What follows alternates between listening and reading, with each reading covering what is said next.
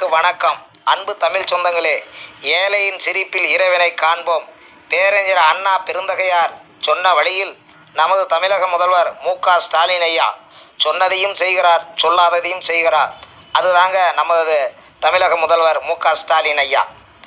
மகளிருக்கான ஊக்கத்தொகை 5000 ரூபாயை கொடுத்த போது மக்கள் வெள்ளத்தில் எவ்வளவு சிரிப்பலை பார்த்தீர்களா?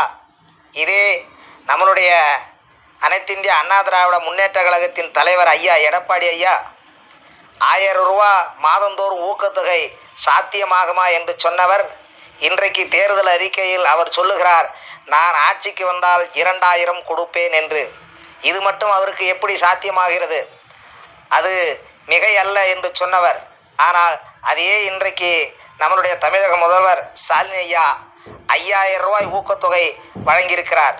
இது எப்படி சாத்தியப்பட்டிருக்கு என்பது அவர் தெரிந்து கொள்ள வேண்டும். அது மட்டுமல்ல, மக்களாகிய நாம் கொஞ்சம் கூர்ந்து கவனிக்க வேண்டும். நம்ம எந்த பாதையில் செல்கிறோம், எப்படி செல்கிறோம் என்பது கூர்ந்து கவனிக்க வேண்டும். இப்போ நடக்கப்போகிற தேர்தல் களம் திமுகவுக்காக இருக்கின்ற களம் அல்ல, இது ஒட்டுமொத்த தமிழர்களின் களம். இதில் கருத்து வேறுபாடு, மத இன வேறுபாடு இல்லாமல் அனைவரும் ஒன்று திரண்டு தமிழகத்தை மீட்டெடுப்போம்.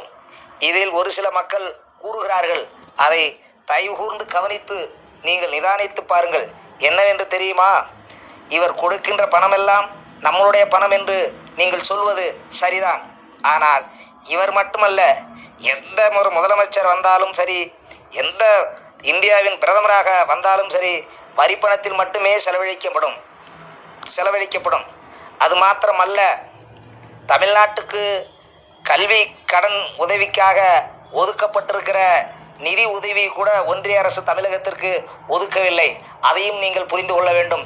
எண்ணற்ற பிரச்சனைகளையும் சட்டத்திட்டங்களையும் நீதிமன்றத்திலே சென்று அவர் வழக்காடி மக்களுக்காக நிறைய நிதிகளை அவர் கொடுத்திருக்கிறார்.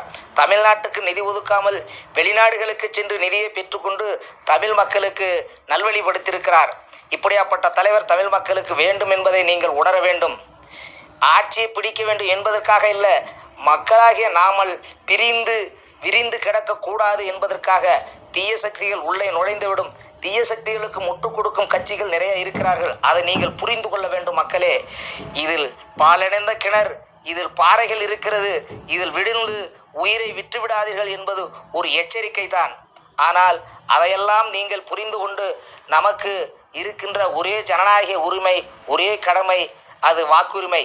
அந்த வாக்குரிமை தவறுதலாக சென்றுவிடக்கூடாது என்ற ஆதங்கம்தான் ஒரு தனிப்பட்ட மனிதனுக்கும் இருக்கும்.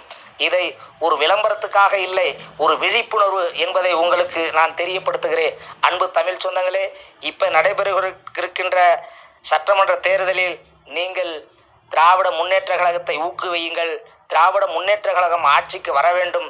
அவர்கள் வந்தால்தான் தமிழகத்தை மீட்க முடியும் என்பதை தாழ்ந்த பணியுடன் கேட்டுக்கொள்கிறேன். வணக்கம்.